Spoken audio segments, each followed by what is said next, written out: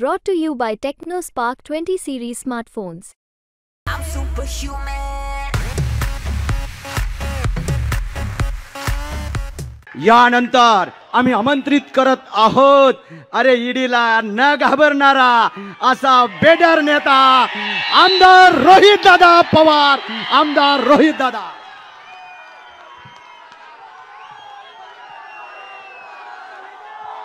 आज अहो आपल्याकडे वेळ नाही. एक मिनिट फक्त एकच घोषणा. पवार साहेब आप आगे बढ़ो.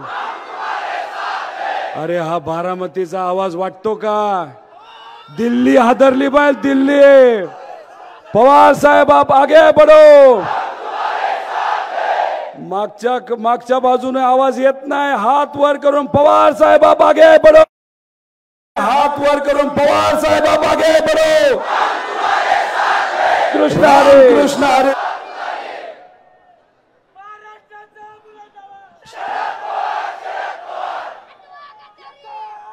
वाजवा तुतारे. आज वेळ नाही आपल्याकडे. वेळ नाही. सुप्रियाताईंची आज 4 तारखेची विजयाची सभा कशी असेल त्याचं ट्रेलर आज इथं या ठिकाणी आपण सर्वांनी दाखवून दिला.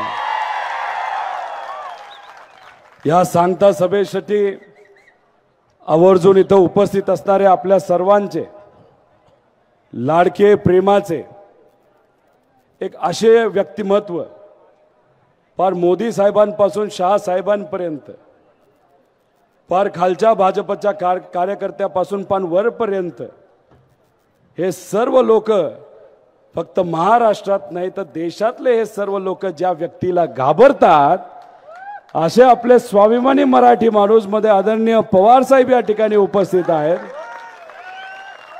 इथं उपस्थित असणारे सर्वच मान्यवर सर्व पक्षाचे पदाधिकारी कार्यकर्ते इथं काकी उपस्थित आहेत. कुटुंबीय उपस्थित आहेत.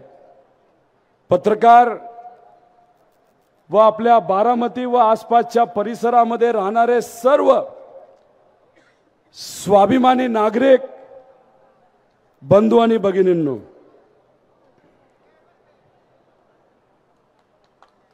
काही लोक असे म्हणतात की पवार साहेब एक भटकती आत्मा आहे. त्या दिल्लीवाल्या नेत्यांना मला सांगायचंय पवार साहेबांची आत्मा कोण असेल नाही तर लोकांची आत्मा इथं कोण असेल तो दोन्हीचा विचार केला तर एकच नाव निघतं म्हणजे आदरणीय पवार साहेब. लहानपणीपासून मी स्वतः सांगता सभेला तिथं येत आलेलो आहे. मी तिथं कुठेतरी बसायचो. जागा यंदा थोडीशी वेगळी आहे पण मी स्वतः तिथं प्रचार केलाय. माझ्या काकांनी केलाय, माझ्या आईली केलाय, माझ्या काकींनी केलेला आहे. तसंच माझ्या आत्या असतील या सर्व लोकांनी दादांचा प्रचार असेल, साहेबांचा प्रचार असेल नाही तर सुप्रियाताईंचा प्रचार हा केलेला आहे. ठीक आहे. यंदा या आमच्या उपस्थितीची जास्त चर्चा कदाचित यंदा होते पण पूर्वीच्या काळामध्ये आम्ही कुठं बसलेलो असायचो, आम्ही कशा पद्धतीने प्रचार करायचो, कोणाकोणाच्या घरी जायचो या बाबतीतली चर्चा होत नव्हती. आणि मग तिकडे बसून सर्वांची भाषणं आम्ही तिथं ऐकत असायचो. पण यंदाचं वातावरण थोडंसं वेगळे. आपल्यातलेच एक आता भाजप बरोबर गेलेले आहेत. कुटुंबाचा एक व्यक्ती म्हणून कुठेतरी मला त्या बाबतीत वाईट वाटतं पण तो त्यांचा व्यक्तिगत निर्णय आहे. आणि ते जेव्हा तिकडे गेले तेव्हा त्यांनी पार्टी नेली, चिन्ह नेलं, अख्खी राजकीय यंत्रणा नेली. अहो जागा सुटा नेली हो. तुम्ही जागा न्या नाहीतर पवार साहेबांची जागा घेण्याचा तुम्ही प्रयत्न करा. कितीही स्वप्न तुम्ही बघितले आणि ते कुणीही बघितले तर पवार साहेबांची जागा हे कुणी घेऊ शकत नाही. पवार साहेब हे आपल्या सर्वांचा हृदयात आहे, आपल्या काळजाचा पवार साहेब एक तुकडा आहे. आणि असंच बनलेत का हो तो तुकडा? गेल्या 60 वर्षामध्ये या परिसरातल्या लोकांच्या हितासाठी, संबंध महाराष्ट्रातल्या लोकांच्या हितासाठी, अख्ख्या देशाच्या लोकांच्या हितासाठी पवार साहेबांनी काम केले, परिश्रम केले. पवार साहेबांच्या प्रचाराची सुरुवात जर आपण बघितली तर सायकलवर असायची. त्यांचे त्या काळातले जे कोणी कार्यकर्ते त्यांच्याबरोबर प्रचारासाठी फिरायचे, पवार साहेब अजूनपर्यंत त्यांना विसरलेले नाहीत. तिथून सुरू झालेला प्रवास, या भूमीतून झालेला प्रवास, नंतर राज्यमंत्री, मंत्री, मग या राज्याचे मुख्यमंत्री, या देशाचे डिफेन्स मिनिस्टर, या देशाचे कृषी मंत्री, असा त्यांचा प्रवास राहिलेला आहे.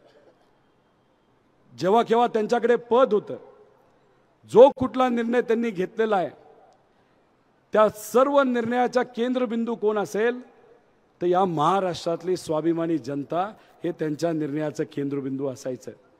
त्यामुळे या महाराष्ट्रामध्ये असं कुठलंही कुटुंब नसेल की पवार साहेबांनी घेतलेला निर्णय त्या कुटुंबापर्यंत प्रत्यक्ष अप्रत्यक्षपणे एखाद्या योजनेच्या माध्यमातून पोचलेला नाही. म्हणून सांगतो, पवार साहेबांची जागा घेणं सोपं नाही आणि कुणी सुद्धा घेऊ शकत नाही.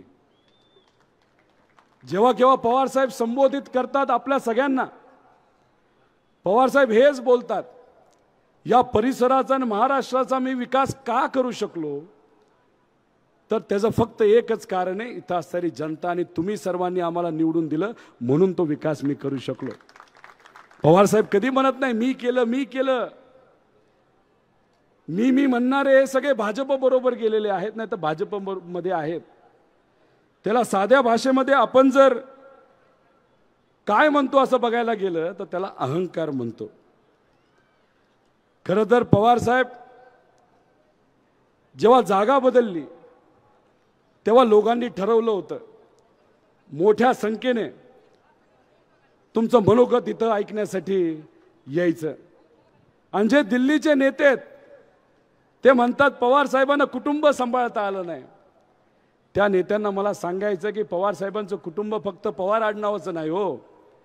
पवार साहेबांचं कुटुंब कुठं असेल तर हे पुढे बसणारी जनता म्हणजे पवार साहेबांचं कुटुंब आहे. हे तुम्ही कसं नेणार? पवार साहेब हृदयामध्ये बसले ते तुम्ही कसं नेणार? या सर्वसामान्य जनतेचं पवार साहेबांवर प्रेम आहे ते तुम्ही कसं नेणार?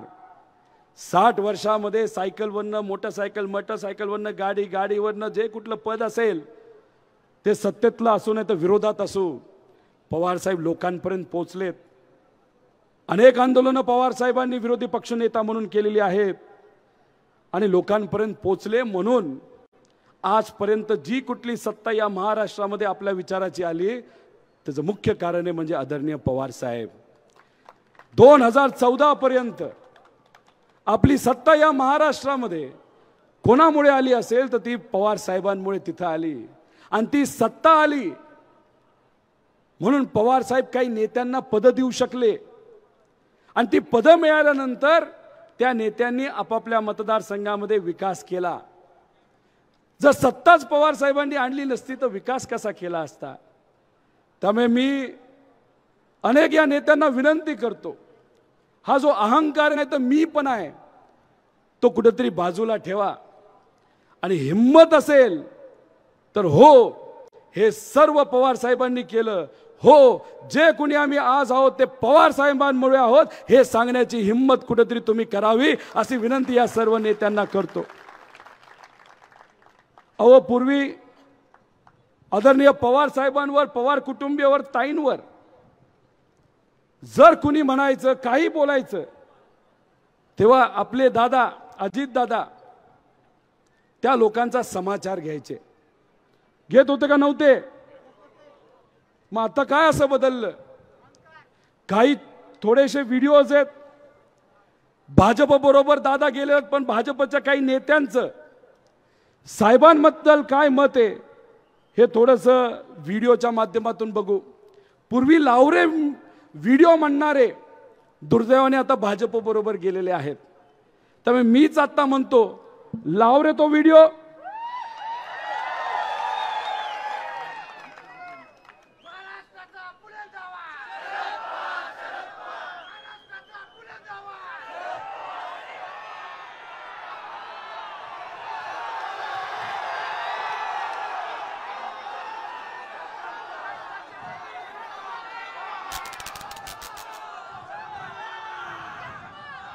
अहो आवाज कुठे हो?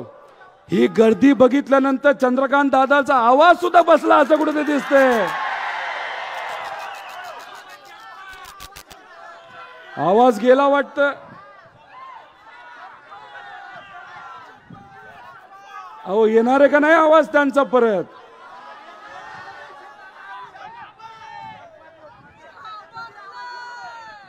बर, जेव्हा आवाज येईल तेव्हा कुठेतरी आपण ते सर्व व्हिडिओ बघू. अहो बघा ना, मोदी साहेब महाराष्ट्रामध्ये आल्यानंतर पवार साहेबांबद्दल बोलतात, शहा साहेब बोलतात, चंद्रकांत दादा बोलतात, देवेंद्र फडणवीस साहेब बोलतात. हे सगळे छोटे मोठे नेते तिथं पवार साहेबांवर बोलतात. त्याचं कारण माहिती आहे का आपल्याला? 4 जूनला जेव्हा तुम्ही सर्वजण टीव्ही समोर बसाल तेव्हा 3 गोष्टीसाठी गुलाल खेळायचा. आता मी म्हणेल 4 गोष्टीसाठी. एक, आपल्या सुप्रियाताई या कमीत कमी 3.5 लाखाली तिथं खासदार होणार म्हणजे होणार. ज्या व्यक्तीने छत्रपती संभाजी महाराजांचा खरा इतिहास पुढे आणला, अशा व्यक्तीला अजितदादा काय म्हणतात? तुझ्याकडे बघतोच, तुला पाडतोच. अशा आपल्या डॉक्टर कोले हे जेव्हा 4 तारखेला तुम्ही सर्वजण टीव्हीवर बघत असाल, तिथे असणारी स्वाभिमानी जनता त्यांना सुद्धा 3-3.5 लाखाली निवडून देणार. अजून एक बातमी तुम्हा सर्वांना ऐकायला मिळेल. कमी 35 खासदार महाविकास आघाडीचे या महाराष्ट्रामध्ये निवडून आलेले दिसतील. अहो अनेक सर्वे बघितले, अनेक पत्रकारांशी आम्ही बोललो, सगळ्यांचं हेच मत आलं की भाजप हे कधीही 200च्या पुढे तिथं जाणार नाही. आणि भाजप जेव्हा 200च्या पुढे जाणार नाही तेव्हा त्यांना कोणावर अवलंबून राहावं लागणार आहे? तर त्यांच्या मित्र पक्षांवर. त्या मित्र पक्षाचे जे सर्व नेते आहेत ते कोणाचे मित्र आहेत नाही तर परिचयाचे आहेत? तर ते पवार साहेबांचे आहेत.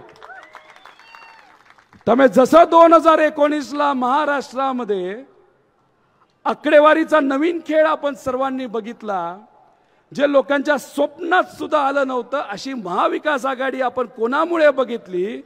तर ते होते आदरणीय पवार साहेब. आणि 4 जूनला जेव्हा भाजप 200च्या पुढे जाणार नाही तेव्हा या देशामध्ये असा कुठला व्यक्ती आहे जो सर्व आकडेवारी भाजपच्या विरोधात एकत्र करू शकतो आणि भाजपला सत्तेच्या बाहेर काढू शकतो? त्याचं फक्त एकच नाव आहे, शरदचंद्र पवार साहेब. म्हणून भाजप साहेबांच्या विरोधात बोलते, नेते साहेबांच्या विरोधात बोलतात. आणि ही लढाई कोण विरुद्ध कोण आहे? पवार साहेब विरुद्ध भाजप आहे का नाही? मग भाजपला हद्दपार करायचं का नाही? मी पवार साहेबांना विनंती करणार आहे, पवार साहेब जेवढी काय मला माहिती आहे त्या माहिती अनुसार या देशाला अनेक कृषी मंत्री मिळाले. तुमच्या काळामध्ये सर्वसामान्य शेतकऱ्याचं भलं झालं, पण या देशाला कधीही महिला कृषी मंत्री मिळाली नाही. त्यामुळे इथली स्वाभिमानी जनता सुप्रियाताईंना निवडून देणार आहे, ते सुद्धा 3-3.5 लाखाने. तर आम्हाला सुप्रियाताईंना या देशाची कृषी मंत्री म्हणून तुम्ही त्या ठिकाणी बघण्याची संधी दिली पाहिजे. अनेक प्रेशर असताना सुद्धा आमचे डॉक्टर कोले इथं आमच्या बरोबर आहे, विचाराबरोबर आहेत. त्यांना सुद्धा योग्य अशी संधी केंद्र सरकारमध्ये मिळावी असा युवा म्हणून त्या ठिकाणी मी तुमची विनंती इथं करतो. लाव रे व्हिडिओ करायचं का? नक्की का? चला मग भाजपचे नेते साहेबांबद्दल काय बोलले ते जरा व्हिडिओच्या माध्यमातून लाव रे तो व्हिडिओ. आम्हाला शरद पवारांचा पराभव जास्त वजनदार. आम्हाला शरद पवारांचा पराभव जास्त वजनदार. मला पवार शरद यांचा पराभव मला आणि माझ्या कार्यकर्त्याला बस इतना काफी आहे. मला पवार शरद यांचा पराभव मला आणि माझ्या कार्यकर्त्याला बस इतना काफी. बस इतना काफी असं म्हणतात आणि चुटकी वाजवतात, चुटकी. त्यामुळे भाजपचं मेन टार्गेट या महाराष्ट्रामध्ये या लोकसभा मतदारसंघामध्ये कोण आहे? मग याचं उत्तर लोकशाहीच्या मार्गातून सुप्रियाताईंना 3-3.5 लाखाने निवडून देण्यासाठी आपण सर्वजण प्रयत्न करणार का? अरे अजून एक व्हिडिओ आहे का? संपला? बर पुढचा व्हिडिओ लागूच तर वीडियो सुधा मनतोय भावना से हमारे साथ जुड़ा हुआ है. जहां तक शरद राव का मामला है, ये पॉलिटिकल प्रॉब्लम ही नहीं है. कितना ही इसको पॉलिटिकल प्रॉब्लम बनाए, महाराष्ट्र की जनता के गले कैसे उतरेगा? ये प्योरली उनका फैमिली प्रॉब्लम है. घर का झगड़ा है कि विरासत काम करने वाले भतीजे को गए, विरासत बेटी है तो बेटी को दे. झगड़ा उसका नहीं, तो सिंपैथी के बजाय अहो मोदी साहेब असं म्हणतात की पवार साहेबांना स्वतःचं कुटुंबच तिथं सांभाळता आलं नाही तर महाराष्ट्र कसं सांभाळणार? मोदी साहेब तुम्हाला माझा प्रश्न आहे,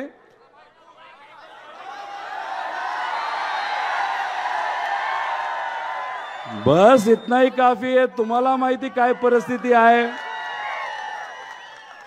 तुम्हाला खऱ्या अर्थाने या देशाला जर सांभाळायचं असतं ना तर तुम्ही आमच्या युवांना नोकऱ्या दिल्या असत्या, आमच्या शेतकऱ्याच्या हिताचे निर्णय तुम्ही घेतले असते, खताच्या किमती कमी केल्या असत्या, गॅसच्या किमती कमी केल्या असत्या, पेट्रोल डिझेलच्या किमती कमी केल्या असत्या.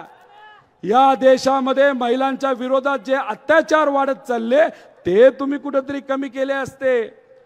अहो हेच ते मोदी साहेब ज्याच्याबद्दल अजितदादा काय म्हणतात की एक फोन केला की काम होतं.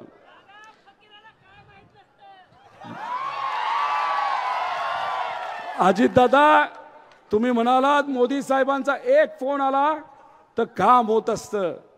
तुम्ही मोदी साहेबांबरोबर जाऊन 10 महिने झाले दादा. आमच्या कांद्याचा प्रश्न सुटला नाही दादा, आमचा दुधाचा प्रश्न दादा सुटला नाही, रेट नाही वाढले, खताच्या किमती वाढल्यात दादा. आमचे हेच कष्टकऱ्याची मुलं आज बेरोजगार आहेत दादा. आमच्या ड्राय भागातले इथं अनेक लोक विविध तालुक्यातून आणि खास करून बारामती तालुक्यातून आले दादा. 8 महिन्यामध्ये तुम्ही पाणी देऊ शकला नाही दादा. दादा मग मोदी साहेबांचा फोन कशासाठी येतो? तुमच्यावर ही कारवाई करेल, ती कारवाई करेल, नाही तर ये माझ्याकडे हे सांगण्यासाठी फोन येतो का? त्यामुळे याला विकास म्हणत नाही, याला उत्तर आपण कशातून देणार आहे? कशातून? बरं अजून एक व्हिडिओ आहे का? 6 पर्यंत सभा चालणार आहे. मी 5 मिनिटं इथं घेतो आणि तुम्हाला सांगतो सभा आहे का? घरी जावा स्वयंपाक करा. खासदार आहात ना तुम्ही, कळत नाही एका मुख्यमंत्र्यांची कशी घ्यायची, कळत नाही एक सिस्टम बनवायची. अहो हे चंद्रकांत दादा इथं काय म्हणतात माहिती? सुप्रियाताईंच्या बद्दल तुम्ही महिला आहात, घरी जावा, जेवण बनवा, बांगड्या घाला असं ते म्हणतायत. ही जागा आपल्याला अशीच नाही मिळाली हो. आपण तिकडं पत्र दिलं होतं की आमची सांगता सभा पूर्वीच्याच जाग्यावर व्हावी, पण हे भाजपचं सरकार आणि सत्तेत असणाऱ्या लोकांनी आपलं पत्र पहिलं असताना सुद्धा आपल्याला जागा तिथं दिली नाही. म्हणून मग आपण काय केलं, आमच्या सर्व माता भगिनी एकवटल्या आणि एकत्र येऊन 10,000 महिला 3 तारखेला त्या मैदानावर जाऊन तिथं सभा घेतली. त्यामुळे दादांनी सुद्धा द्रौपदीबद्दल चुकीचे शब्द तिथं काढले आणि तुम्ही महिलांना कमी समजता. अहो तिथं जी सभा चालली आहे त्या सभेपेक्षा 5 पट गर्दी आमच्या या होतकरू महिलांनी तिथं केले होते. त्यामुळे महिलांना तुम्ही कमी समजू नका. आमच्या वाघिणी आहेत या, आणि त्यांनी हे इलेक्शन आता हातात घेतलंय आणि स्वाभिमान राखण्याची जबाबदारी आमच्या या माता भगिनीने, युवांनी आणि वडीलधाऱ्यांनी तिथं घेतलेली आहे. त्यामुळे महिलांबद्दल बोलू नका. महिला या इलेक्शन मध्ये त्यांची ताकद तिथं दाखवून देणार आहेत. अजून कुठला व्हिडिओ राहिला का? संपला? कुठला राहिलाय? चिन्ह सुद्धा चांगलं मिळालं. तुतारी 2 वेळा वाजवली जाते. एक लक्ष्मीच्या पावलानं नहुरी याला लागली आणि नहुऱ्याला हळद लागली की तुतारी वाजते, आणि दुसरं पावल स्मशानभूमीकडे जाताना तुतारी वाजते. हे शेवटची घटका आहे, मी तुम्हाला सांगतो. या साहेबांबद्दल आणि आपल्या परंपरेबद्दल, आपल्या आत्मेबद्दल, आपल्या विचाराबद्दल या भाजपच्या ह्याला काय म्हणायचं? काय म्हणायचं? ह्याला उत्तर द्यायचं का नाही द्यायचं? नक्की का? अहो तुम्ही कशाची वाट बघता? अहो तुम्हाला पवार साहेब या इलेक्शन मध्ये, आणि हेच इलेक्शन नाही, असे अनेक इलेक्शन तुम्हाला गुडघ्यावर आणल्याशिवाय राहणार नाही. हे आमचे पवार साहेब आहेत. आणि यांच्या बरोबर दादा जाऊन बसले. अरे हे भाषण जर कुणी ऐकलं असतं, दादांनी, पूर्वीच्या दादांनी ऐकलं असतं तर काय केलं असतं? हेच बदललेले दादा आम्हाला नाही पटत, हे असे लोक बोललेले तरी शांत बसतात. अहो तिथं कनेरीला कोण आणला होता? तो वेडा बांदल. काय स्टेजवर बोलला तो? पवार साहेबांच्या चेहऱ्याबद्दल तुम्ही बोलता, पवार साहेबांच्या विविध गोष्टींबद्दल तुम्ही बोलता. अजूनही दादा तिथं असते तर कान फाडला असता त्या बांदलाला. अहो 3, 3.5, 4 वर्ष नको त्या कारणासाठी जेलमध्ये जाऊन बसला होता. पण नवीन दादा, बदललेले दादा तिथं बसून काय करत होते? खाली डोकं घालून हसत होते दादा. हे पटतात का तुम्हाला? असं बोलून चालतं का आपल्या या परंपरेमध्ये, आपल्या संस्कृतीमध्ये? हे आपले संस्कार. मग याचं उत्तर द्यायचं का नाही द्यायचं? अजून कुठला व्हिडिओ राहिलाय का रे बाळ? तालुक्यातील माळेगाव येथील राष्ट्रवादी काँग्रेसचे नेते रविराज तावरे यांनी विविध ठिकाणी घेतलेल्या कोपरा सभा वादाच्या भोवऱ्यात सापडण्याची शक्यता आहे. या सभांमध्ये फोडण्यात आलेल्या मडक्यांवरून सभांमध्ये मडकी फोडणे हे जाणून बुजून केले जात असल्याचा त्यांचा दावा असून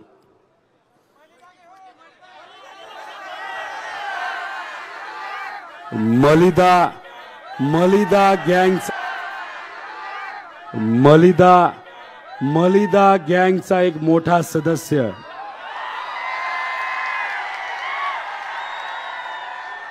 काय केलं?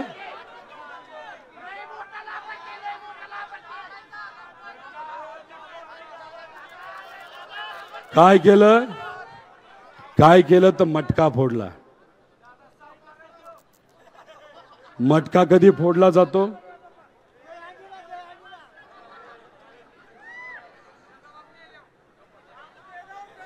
तुम्हाला माहिती ना कधी फोडला जातो? अहो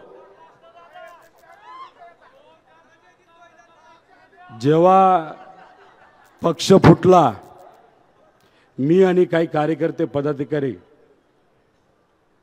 साहेबांबरोबर बसलो होतो. साहेबांशी आम्ही चर्चा करत होतो, बोलत होतो. साहेब टीव्हीकडे बघत होते, चेहऱ्यावर त्यांनी नाही दाखवलं. टीव्हीकडे बघत बघत आम्ही काही प्रश्न केले, त्यांनी त्याचं उत्तर दिले. आणि बाहेर जाण्यापूर्वी त्यांनी आम्हाला सांगितलं, तुम्ही अजिबात काळजी करू नका. हा जो आपला स्वाभिमानी महाराष्ट्र आहे ना, तो आपल्याला घडवायचा आहे. आणि तो घडवत असताना नाही तर घडवण्यासाठी आपल्याला नवीन पिढी तयार करायची, नवीन पिढीला ताकद द्यायची आहे. आणि जोपर्यंत नवी पिढी ही ती जबाबदारी घेत नाही, नाही तर जबाबदारी घेण्याच्या लेवलची होत नाही, तोपर्यंत मी माझे डोळे मिटणार नाही, असे पवार साहेबांचे शब्द होते.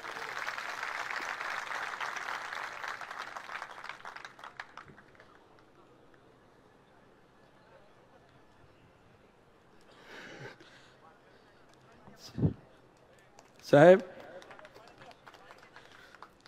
मी तुम्हाला विनंती करतो, काय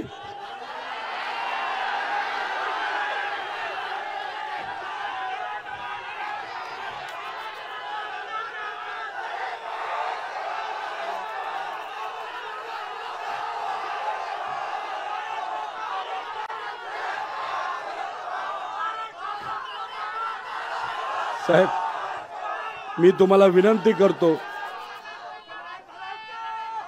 हे जे वक्तव्य तुम्ही केलं ते कृपा करून तुम्ही परत करू नका. तुम्ही आमचा जीव आहात, तुम्ही आमची आत्मा आहात. जे जे लोक तुम्हाला त्रास देतात, जे जे मोठे नेते किती असले तरी तुमच्याबद्दल काही ते बोलले तरी ही सामान्य जनता आणि आमच्यासारखे छोटे मोठे कार्यकर्ते आणि पवार अख्खं कुटुंब तुमच्या बरोबर आहे.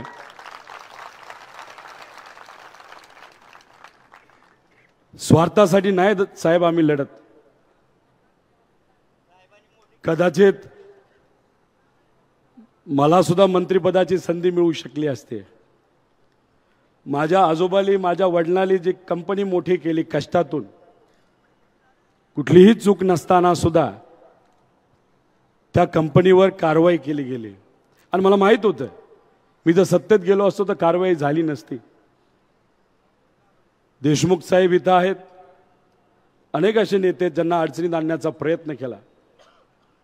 साहेब, आम्ही सत्तेसाठी तुमच्या बरोबर नाही साहेब, आम्ही सर्वजण विचारासाठी तुमच्या बरोबर आहोत. आणि तुम्ही केलेले 60 वर्षातले कष्ट हे आम्ही कधी विसरणार नाही. कुणी आम्हाला काही दिलं तरी स्वार्थ आम्ही मध्ये न आणता तुम्ही फक्त लढ म्हणा. आम्ही सर्वजण आणि इथं असणारे प्रत्येक व्यक्ती आणि महाराष्ट्राचा स्वाभिमानी सर्व नागरिक तुमच्या शब्दावर लढायला तयार आहे. म्हणूनच या महाराष्ट्रामध्ये तुमच्या सगळ्यांच्या प्रयत्नातून आपल्या विचाराचं सरकार येणारच आहे. पण 2024ला या महाराष्ट्रामध्ये साहेब तुमच्या मार्गदर्शनाखाली 100% महाविकास आघाडीचं सरकार येणार म्हणजे येणार. आणि ही जनता कितीही त्यांनी शिव्या खाल्ल्या, कितीही दबाव त्यांच्यावर टाकला गेला, आम्ही पाणी आणणार नाही, पाणी सोडणार नाही, तुम्ही आम्हाला मतदान नाही केलं तर तुमच्यासाठी पाण्याची योजना आणणार नाही. साहेब, जे कुठले शब्द आपण सर्वांनी इथे या लोकांना दिलेले आहेत, सुप्रियाताईंनी दिलेले आहेत, महाविकास आघाडी सरकार आल्यानंतर ते 100% पूर्ण आपण करणार म्हणजे करणार. साहेब, हे नेते काय म्हणतात ताईंना, आखी राजकीय यंत्रणा घेऊन गेल्यानंतर ताई एकटी पडली. रक्ताचं नातं असणारा भाऊ काही कारणास्तव नाही तर त्यांचं साम्राज्य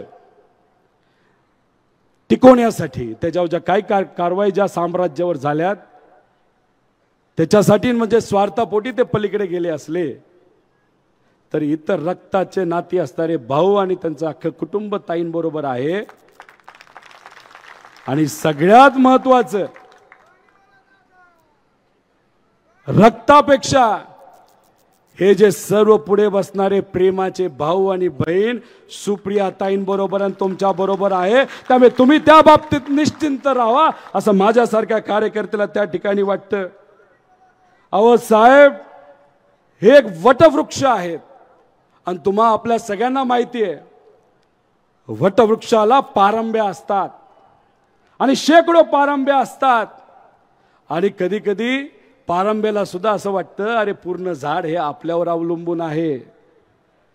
त्यामुळे एक दोन पारंब्या तरी कुणी तोडल्या नाही तर बाजूला घेऊन गेले तरी वडाच्या झाडाला काही होत नसतं. आणि आपल्या सगळ्यांचं वडाचं झाड म्हणजे आदरणीय पवार साहेब आहेत. जाता जाता मी फक्त आपल्या सर्वांना एवढंच सांगेल, हे आत्ताचे नेते फक्त तुम्हाला आश्वासन देत आहेत. ड्राय भागातलं पाणी असेल नाही तर इतरही तुमच्या सगळ्यांचे जे कुठले विषय असतील, आणि इंदापूर असू द्या, बारामती असू नाही तर दुसरा कुठलाही तालुका असू दे, MIDC असू दे नाही तर कुठलाही विकासाचा प्रश्न असू द्या, पवार साहेब आहेत, ताई आहेत आणि हे सर्व नेते तुमच्या बरोबर आहेत. आणि मी पळणारा व्यक्ती नाही. पळणारा असतो तर कधीच निघून गेलो असतो. आणि मी राजकारणात फक्त भाषण करण्यासाठी आणि गोट्या खेळण्यासाठी आलेलो नाही. त्यामुळे याच्या पुढे कुठलाही कार्यकर्त्याला जर कुणी हात लावला तर गाठ पवार साहेबांचे आणि आमच्याशी हे तुम्हाला तिकडे सांगतो.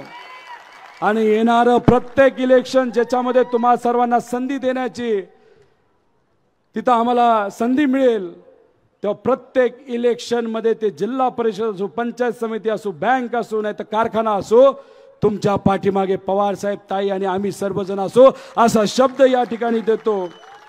आणि हा देत असताना कुणी कितीही पलीकडनं भावनिक केलं तर विचार हे आपल्या सर्वांसाठी महत्वाचे आहेत. जेव्हा मी निर्णय घेतला पवार साहेबांबरोबर जाण्याचा, सगळ्यात जास्त जल्लोष जर माझ्या कुटुंबामध्ये कुणी केला असेल तर 6 वर्षाच्या मुलाली आणि 10 वर्षाच्या मुलीली केला.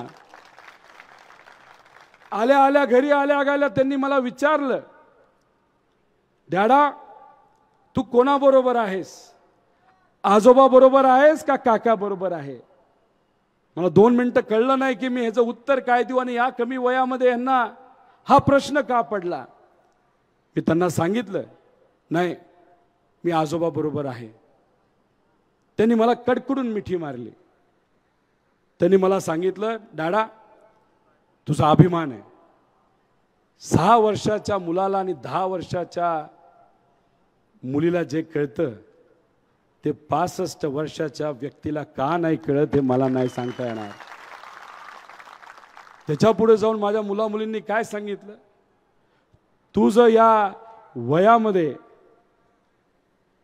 आजोबाला जर सोडलं असतं तर उद्या गेल्यानंतर, उद्या जाऊन 15 वर्षानंतर आम्ही सुद्धा तुला कदाचित घराबाहेर काढलं असतं. त्यामुळे मी तुम्हा सर्वांना सांगतो, आपण ज्या पद्धतीने वागतो, घरी ज्या पद्धतीने आपण चर्चा करत असतो, जो निर्णय तुम्ही सर्वजण या लोकसभेमध्ये घेणार आहात म्हणजे पवार साहेबांच्या पाठीमागे उभा राहण्याचा, हे फक्त आपल्या आधीच्या पिढीसाठी, आपल्या पिढीसाठी महत्त्वाचा नसतो, ती लहान मुलं जी असतात त्यांच्यासाठी सुद्धा महत्त्वाचा असतो. आणि हे लहान पुढच्या पिढीला, लहान मुला मुलींना आपल्याला दाखवून द्यायचंय की विचार महत्त्वाचे असतात आणि नाती महत्त्वाचे असतात. म्हणून हे लोकसभा इलेक्शन महत्त्वाचे, म्हणून सुप्रियाताईंना आपल्याला जास्तीत जास्त मताने तिथं निवडून द्यायचंय. देणार का नाही देणार? कितीही दबाव आणला तरी लढणार का नाही लढणार? एवढा कमी आवाज चालणार नाही. हात वर करून सांगा, आपण सर्वजण लढायला तयार आहोत का नाही? कुणी किती काय केलं, किती आवाज दाबण्याचा प्रयत्न केला, या मगाच्या व्हिडिओ सारख्या मलिदा गँगली काही नाटक केलं, किती दम दिला, त्याला उत्तर लोकसभेतून सुप्रियाताईंना जास्तीत जास्त लीड देऊन करणार का नाही करणार? बारामतीकरांना मला फक्त एकच सांगायचंय, सगळ्या तालुक्यामध्ये स्पर्धा लागली, तिथे असणारी स्वाभिमानी जनता एक नंबर लीड सुप्रियाताईंना द्यायला तयार आहे.